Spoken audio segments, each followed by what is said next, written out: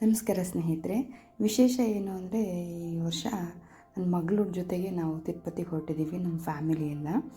ನೀವು ಆಲ್ರೆಡಿ ತಮ್ಮನೇಲಲ್ಲಿ ನೋಡಿರ್ಬೋದು, ಚಿಕ್ಕಮಗಳೂರು ಟು ತಿರುಪತಿ ಅಂತ. ನೋಡಿ, ಇದು ಚಿಕ್ಕಮಗಳೂರಿನ ರೈಲ್ವೆ ಸ್ಟೇಷನ್ನು. ಇನ್ನೂ ಕನ್ಸ್ಟ್ರಕ್ಟ್ ಆಗ್ತಾ ಇದೆ, ಇನ್ನೂ ಫುಲ್ ಆಗಿಲ್ಲ. ನನ್ನ ಮಗಳಿಗೆ ಅಲ್ಲಿ ಪ್ಲ್ಯಾಟ್ಫಾರ್ಮು, ಅಲ್ಲಿನ ವಾತಾವರಣ ಎಲ್ಲ ನೋಡಿ ಖುಷಿ ಆಗ್ತಿದೆ. ಜೊತೆಗೆ ಒಂದು ಕ್ಯೂರಿಯಾಸಿಟಿ ಕೂಡ ಅವಳಿಗಿದೆ, ನಾವು ಎಲ್ಲಿಗೆ ಬಂದಿದ್ದೀವಿ, ಎಲ್ಲಿಗೆ ಕರ್ಕೊಂಡು ಬಂದಿದ್ದಾರೆ ಅಂತ. ಟ್ರೈನ್ ಆಲ್ರೆಡಿ ಹೊರಟು ಕರೆಕ್ಟಾಗಿ 5:30ಗೆ ಬಿಟ್ಬಿಡುತ್ತೆ. ಈಗ ಯಾರೆಲ್ಲ ನೀವು ಪ್ಲ್ಯಾನ್ ಮಾಡಿದ್ದೀರಾ ನೀವು ತಿರುಪತಿಗೆ ಹೋಗಬೇಕು ಅಂತ, ನೀವು ಚಿಕ್ಕಮಗಳೂರಿಂದ ಆರಾಮಾಗಿ ನೀವು ತಿರುಪತಿಗೆ ಹೋಗ್ಬಿಡ್ಬೋದು. ಅದು ಕರೆಕ್ಟಾಗಿ ಫ್ರೈಡೇ ಇರುತ್ತೆ ಟ್ರೈನು. ಇನ್ನು ವೀಕ್ಲಿಯಲ್ಲಿ ಫ್ರೈಡೇ ಮಾತ್ರ ಇರುತ್ತೆ. ಇನ್ನು ಯಾವಾಗಲೂ ಕೂಡ ಚಿಕ್ಕಮಗಳೂರಿನ ತಿರುಪತಿಗೆ ಟ್ರೈನ್ ಸಿಗೋದಿಲ್ಲ, ಬೇರೆ ಸಿಗ್ಬೋದು ಹುಬ್ಳಿಯಲ್ಲ. ನಂಗೆ ಅದ್ರ ಬಗ್ಗೆ ಅಷ್ಟು ಐಡಿಯಾ ಇಲ್ಲ. ಆದರೆ ನಾವೀಗ ಫಸ್ಟ್ ಟೈಮ್ ಎಕ್ಸ್ಪೀರಿಯೆನ್ಸು ಚಿಕ್ಕಮಗಳೂರಿಂದ ತಿರುಪತಿಗೆ ಹೋಗ್ತಾ ಇರೋದ್ರಿಂದ ನನಗೊಂದು ಎಕ್ಸ್ಪೀರಿಯೆನ್ಸಿಂದ ಹೇಳ್ತಾ ಇದ್ದೀನಿ. ನೀವು IRCTC ಅನ್ನೋ ಆ್ಯಪ್ ಇದೆ, ಅದರಲ್ಲಿ ನೀವು ಟ್ರೈನ್ ಟಿಕೆಟ್ನ ಬುಕ್ ಮಾಡಿಕೊಂಡು ಆರಾಮಾಗಿ ಹೋಗ್ಬೋದು. ಹಾಗೆ ಚಿಕ್ಕಮಗಳೂರು ಸ್ಟೇಷನಿಂದನೇ ಟ್ರೈನ್ ಹೊರಡೋದ್ರಿಂದ ಪ್ಯಾಸೆಂಜರ್ಸ್ ತುಂಬ ಕಡಿಮೆ ಇರ್ತಾರೆ. ನೀವೇ ನೋಡ್ಬೋದು, ನಮ್ಮ ಕೋಚಲ್ಲಿ ಈಗ ನಾವು ಮಾತ್ರ ಪ್ಯಾಸೆಂಜರ್ಸ್ ಇದ್ದೀವಿ, ಮತ್ತೇನು ಯಾರೂ ಇರಲಿಲ್ಲ. ನೆಕ್ಸ್ಟು ಸ್ಟೇಷನಿಗೆಲ್ಲ ಫಿಲ್ ಆಗ್ತಾ ಹೋಗ್ತಾರೆ ಪ್ಯಾಸೆಂಜರ್ಸು. ಈವ್ನಿಂಗ್ 5:30ಗೆ ಬಿಟ್ಟರೆ ಚಿಕ್ಕಮಗಳೂರನ್ನ, ಇನ್ನು ಬೆಳಗ್ಗೆ 7:15ಗೆ ಕರೆಕ್ಟಾಗಿ ನಾವು ತಿರುಪತಿನ ರೀಚ್ ಆಗಿಬಿಡ್ತೀವಿ. ನನ್ನ ಮಗಳಂತೂ ತುಂಬ ಎಂಜಾಯ್ ಮಾಡ್ತಿದ್ದಾಳೆ. ಒಂದು ಸತಿ ಹೊರಗೆ ನೋಡೋದು, ಒಂದು ಸತಿ ಒಳಗೆ ನೋಡೋದು, ಎಲ್ಲರನ್ನೂ ಒಂದು ಸತಿ ನೋಡೋದು, ಆಟ ಆಡೋದು, ಎಂಜಾಯ್ ಮಾಡ್ತಿದ್ದಾಳೆ. ಮಾತ್ರ ಅವಳು ಎಲ್ಲೂ ಕೂಡ ಅಳಲಿಲ್ಲ. ನನಗಂತೂ ತುಂಬ ಖುಷಿ ಆಯಿತು ಅವಳು ಅಳ್ದಲ್ಲೇ ಇರೋದಕ್ಕೆ. ಎಲ್ಲರೂ ಸ್ನ್ಯಾಕ್ಸ್ ತಿಂತಿದ್ದಾರಲ್ಲ, ನನಗೂ ಬೇಕು ಅಂತ ಅವಳು ಕೂಡ ಸ್ವಲ್ಪ ಕೊಡ್ತಾಯಿದ್ದೆ ಮಧ್ಯದಲ್ಲಿ. ಅವಳಿಗಿಂತ ಸಪ್ರೇಟಾಗಿ ನಾನು ಸ್ನ್ಯಾಕ್ಸ್ ಎಲ್ಲ ರೆಡಿ ಮಾಡ್ಕೊಂಡು ಬಂದಿದ್ದೀನಿ ಆಲ್ರೆಡಿ.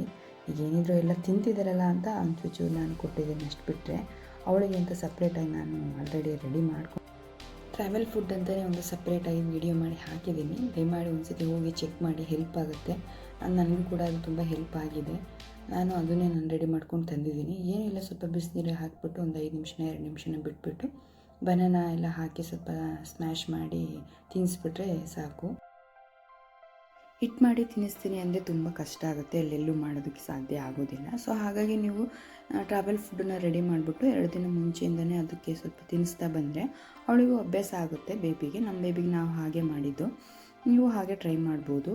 ಹಾಗೆ ಸೋಲೋ ಟ್ರಿಪ್ನ ಯಾವತ್ತೂ ಕೂಡ ನೀವು ಮಾಡೋದಕ್ಕೆ ಬೇಬಿ ಇಟ್ಕೊಂಡು ಹೋಗಬೇಡಿ, ಫ್ಯಾಮಿಲಿ ಇರಲೇಬೇಕು. ಏಕೆಂದರೆ ಅವರು ಹಠ ಮಾಡ್ತಾರೆ, ಒಂದೇ ಥರ ಇರೋದಿಲ್ಲ ಅವರು. ಸೊ ಹಾಗಾಗಿ ನೀವು ಫ್ಯಾಮಿಲಿ ಒಟ್ಟಿಗೆ ಬಂದರೆ ನೀವು ಆರಾಮಾಗಿ ನೀವು ಬೇಬಿ ಜೊತೆ ಹೋಗ್ಬೋದು. ಹಠ ಮಾಡಿದ್ರೆ ಸ್ವಲ್ಪ ಒಬ್ಬರು ಕರ್ಕೊಳಕ್ಕೆ ಇದ್ದೇ ಇರ್ತಾರಲ್ವ. ಸೊ ಹಾಗೆ ಅವಳು ಹೊರಗೆಲ್ಲ ತುಂಬ ವ್ಯೂ ಎಲ್ಲ ತುಂಬ ಚೆನ್ನಾಗಿತ್ತು. ಬೆಟ್ಟ ಗುಡ್ಡ, ಹಾಗೆ ಚಿಕ್ಕ ಹಳ್ಳಿಗಳು ಬರುತ್ತೆ ಮಧ್ಯದಲ್ಲಿ, ಹಾಗೆ ಹೊಲಗಳಿರ್ಬೋದು. ಹೀಗೆ ಎಲ್ಲದನ್ನು ನೋಡಿ ಅವಳಿಗೆ ತುಂಬ ಖುಷಿ ಆಗ್ತಿತ್ತು. ಹಾಗೆ ಒಂದಷ್ಟು 10-15 ನವಿಲುಗಳು ಒಂದೇ ಕಡೆ ಮೇಯ್ತಾ ಇತ್ತು. ಅದಂತೂ ನೋಡೋದಕ್ಕೆ ತುಂಬ ಖುಷಿ ಆಯಿತು ನಮಗೆ. ಆದರೆ ಏನು ಮಾಡೋದು, ವೀಡಿಯೋ ಮಾಡೋದಕ್ಕೆ ಸಾಧ್ಯ ಆಗಲಿಲ್ಲ. ತುಂಬ ಚೆನ್ನಾಗಿತ್ತು ಮಾತ್ರ ಟ್ರೈನ್ ಜರ್ನಿ.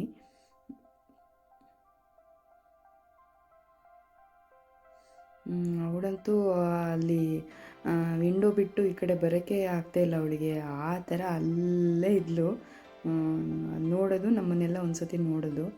ಅವಳಿಗಂತೂ ಅದೇ ತುಂಬ ಅಂದರೆ ತುಂಬ ಎಂಜಾಯ್ ಮಾಡಿಬಿಟ್ಟಿದ್ದಾಳೆ ಅವಳು.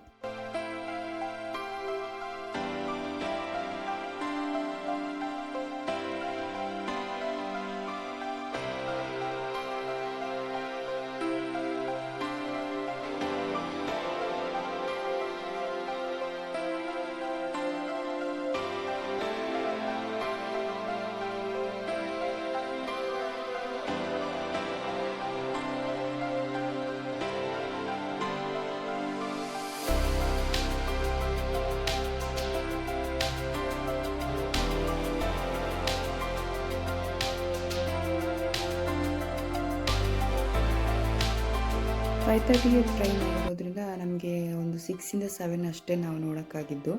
ಜಾಸ್ತಿ ಹೊರಗಡೆ ವ್ಯೂ ನಮಗೆ ನೋಡೋಕ್ಕೆ ಸಾಧ್ಯ ಆಗಲಿಲ್ಲ, ಈವ್ನಿಂಗ್ ಟ್ರೈನ್ ಆಗಿರೋದ್ರಿಂದ. ಬೇಕಾದರೆ ಬೆಳಗ್ಗೆ ಆಗಿದ್ದರೆ ನಮಗಿನ್ನೂ ಚೆನ್ನಾಗಿ ವ್ಯೂ ಎಲ್ಲ ಹೊರಗಡೆ ನೋಡ್ಬೋದಿತ್ತು. ಆದರೆ ನೋಡುವಷ್ಟು ನಾವು ನೋಡಿದ್ವಿ, ಅವಳು ಕೂಡ ಎಂಜಾಯ್ ಮಾಡಿದ್ದಾಳೆ. ಏನೂ ಇಲ್ಲ, ಬೇಬಿಗೆ ಏನೇನು ಬೇಕು ಕರೆಕ್ಟಾಗಿ ನಾವು ಅರೇಂಜ್ ಮಾಡ್ಕೊಂಡು ತಂದುಬಿಟ್ರೆ ಅವರು ಆರಾಮಾಗಿರ್ತಾರೆ, ನಾವು ಕೂಡ ಆರಾಮಾಗಿರ್ಬೋದು. ಅಂದರೆ ಈಗ ನೀರಾಗಿರ್ಬೋದು, ಹಾಗೆ ಡೈಪರ್ಗಳು, ಸ್ನ್ಯಾಕ್ಸು, ಟ್ರಾವೆಲ್ ಫುಡ್ಡು ಹೀಗೆ ಅವಳಿಗೆ ಬೇಬಿಗೆ ಏನೇನು ಬೇಕಾಗುತ್ತೆ ಅದನ್ನೆಲ್ಲ ನಾವು ಮೊದಲೇ ಪ್ಲ್ಯಾನ್ ಮಾಡಿ ಅರೇಂಜ್ ಮಾಡಿ ಇಟ್ಕೊಂಡು ತಂದರೆ ನಾವು ಕೂಡ ಆರಾಮಾಗಿರ್ಬೋದು, ಅವಳು ಆರಾಮಾಗಿರ್ಬೋದು. ನಾನು ಮೊದಲೇ ಎಲ್ಲ ಪ್ಯಾಕ್ ಮಾಡಿ ರೆಡಿ ಮಾಡಿಕೊಂಡು ಕರೆಕ್ಟಾಗಿ ಅರೇಂಜ್ ಮಾಡಿ ಇಟ್ಕೊಂಡಿದ್ದೆ.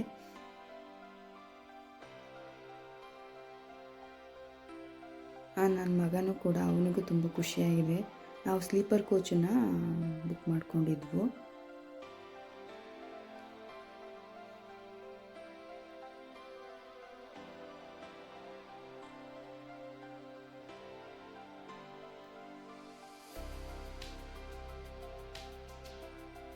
ಅವಳಂತೂ ಸುಮ್ಮನೆ ಕೂರ್ತಾ ಇರಲಿಲ್ಲ. ಈಗ ಹೊರಗಡೆ ಆದಷ್ಟು ನೋಡಿದ್ಲು. ಈಗ ಅವಳು ನಡಿಬೇಕು ಅಂತ ಇವ್ರು ನೋಡಿ ನಡೆಸ್ತಾ ಇದ್ದಾರೆ. ಅದರಲ್ಲೂ ಅವಳು ಖುಷಿ ಪಡ್ತಿದ್ದಾಳೆ, ನಡಿಬೇಕಂತ ಹಠ. ಅದಕ್ಕೆ ಯಾರೂ ಇರಲಿಲ್ಲಲ್ಲ ಪ್ಯಾಸೆಂಜರ್ಸು, ಸೊ ಹಾಗಾಗಿ ಅವ್ರು ನಡೆಸ್ತಾ ಇದ್ದಾರೆ. ಅವ್ರ ತಾತ ಒಂದು ಸತಿ ನಡೆಸೋದು, ಅಪ್ಪ ಒಂದು ಸತಿ ನಡೆಸೋದು, ಹೀಗೆ ನಡೆದಾಡಬೇಕು ಅವಳು ಒಟ್ಟಿಗೆ.